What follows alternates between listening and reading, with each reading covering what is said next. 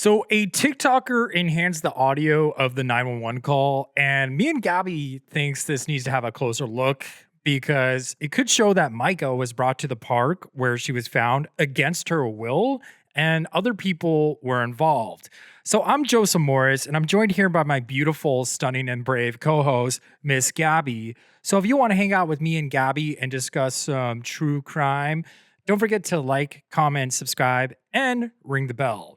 So, beautiful Mica Miller passed away at the age of 30 in Lumber River State Park, and many people, including her family and myself, feel it was suspicious for a variety of reasons.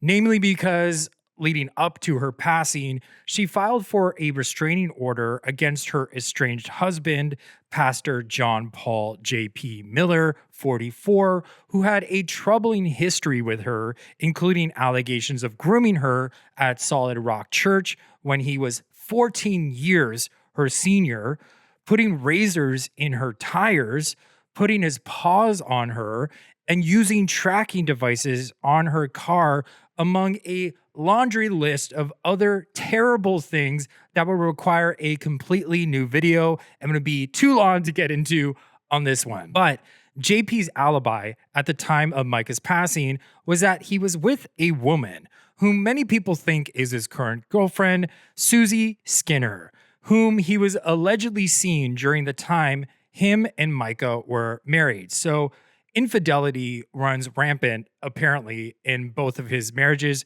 and was the reason his first wife, Allison, filed for divorce against him. So recently, there has been revelations by cyber sleuths that put forth the theory that Mica was taken to the location her body was found by boat, since she was found in waist-deep water in a river known to have alligators. What's more, she was found in a restricted area of the river and had to ignore all the signs that pedestrians weren't allowed back there. Her father, Michael, also revealed that the shell casings were found 40 meters away from her body, and she had marks on her body as if she was made to fire at her head. So there was marks on her hand and apparently marks on her arm as if her arm was being held behind her. So one theory that blows this case open was that she was brought there by boat, since it would explain how she would ignore all the signs and be able to be found in waist-deep alligator-infested water. Many people feel as though she had no idea where she was going or being taken to and was confused where they were taking her. So when Mica made the 911 call, she had to ask someone where she was, hypothetically. Also, there is no cell service in Lumber River State Park, so the one last place she could make that phone call was a place called Fair Bluff.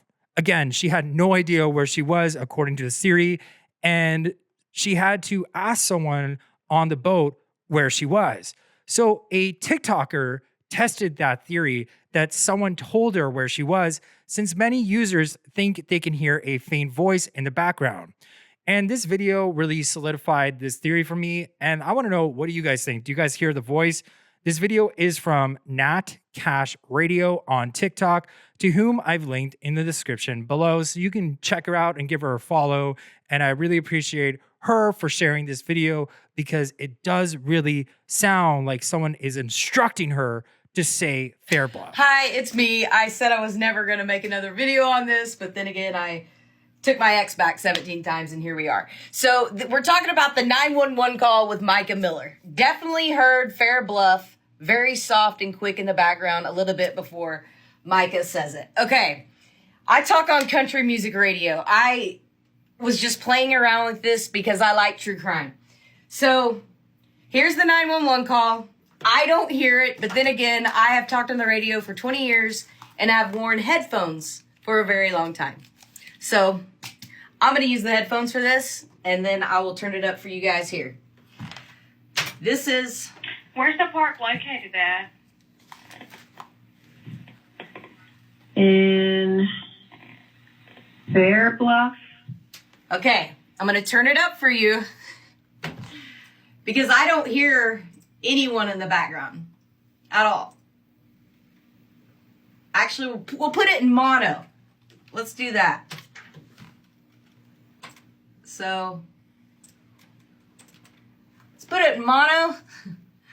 We're going to turn it up like this. All right. Where's the park located at?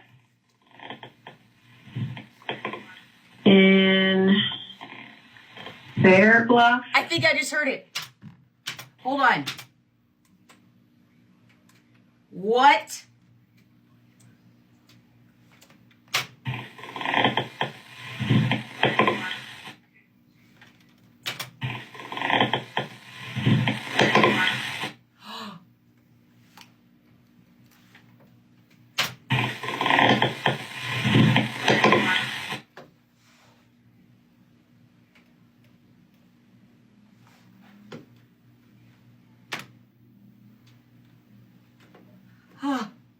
Guys, I heard it.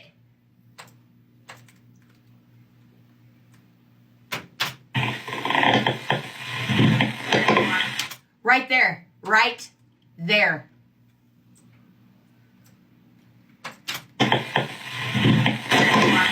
Oh, it's too much. I think y'all were right. That's wild.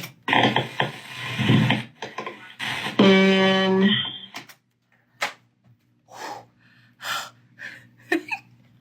Gabby, did you hear that? Did you hear that? I think she did. And I just got the cookie all over the floor. But here we go. She's such a good co-host. She's always there when you need it. So, and if I'm just going to play the enhanced audio one more time using my sound system so you can better hear it, because she was actually playing that through a microphone on her computer, but it comes out really clear if I play it directly through my audio system. So I'm going to do that now. Where's the park located at? in Fair Bluff. Yeah, and I mean, that is absolutely insane that before Mica says Fair Bluff, you can hear someone in the background say Fair Bluff. So one can assume that someone told her to say those words. And that someone, a lot of you guys have pointed out, sounds like a woman. So going back to earlier, JP was allegedly seeing his girlfriend at the time, and she was his alibi. So whoever this girlfriend is vouching for JP. So I'm not saying that she was in on it, but it looks hella sus. JP was said to be at a match 2.5 hours away that ended at 11:30 a.m. So it was like a kids' Christian school soccer game out of town, 2.5 hours away. And her 911 call was around 3 p.m., which was more than enough time for JP and this girl to get back to Lumber River State Park. But JP allegedly rushed the cremation and the cops just closed the case, even though all this information is coming out that shows that it could potentially have been a setup and a staging to make it look like she unalived herself.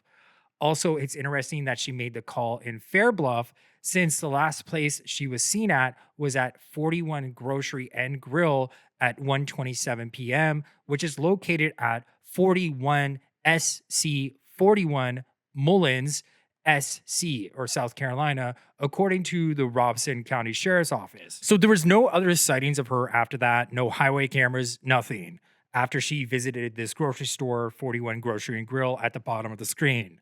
So her going on the river would make a lot of sense since she can make it to her destination undetected.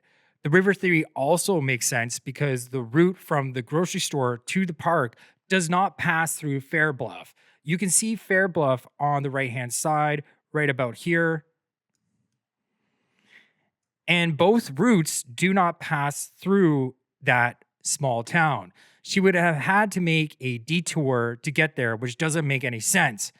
But what does go through Fair Bluff? Well, this is the city of Fair Bluff here, and on the left-hand side of your screen right here, where my pointer is the Lumber River. So the Lumber River actually goes through the town of Fair Bluff.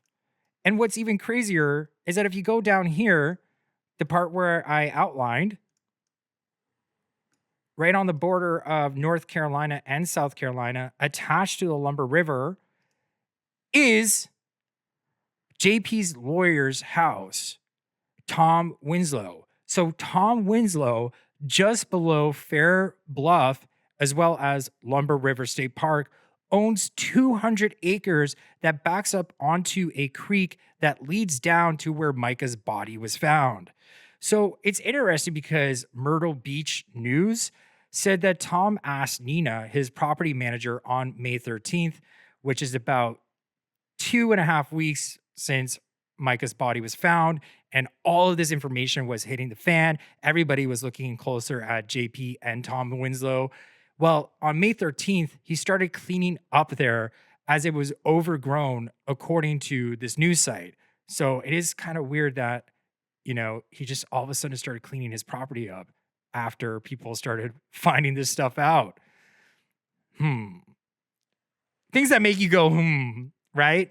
Like, what are the chances that his property is attached to this river? Anyway, what do you guys think about all of this? The 911 call, the enhancement of the audio, the potential of a woman in the background telling her it's Fair Bluff, Tom Winslow's property linking to the state park. I mean, can you guys hear a voice instruct Mica to say Fair Bluff before? I think I can, to be honest. I don't know if I'm just hearing things. And what's interesting is Tom Winslow, the lawyer, also is an expert in artificial intelligence. And a lot of people think that that call could have been AI. So how does the AI theory fit into all this?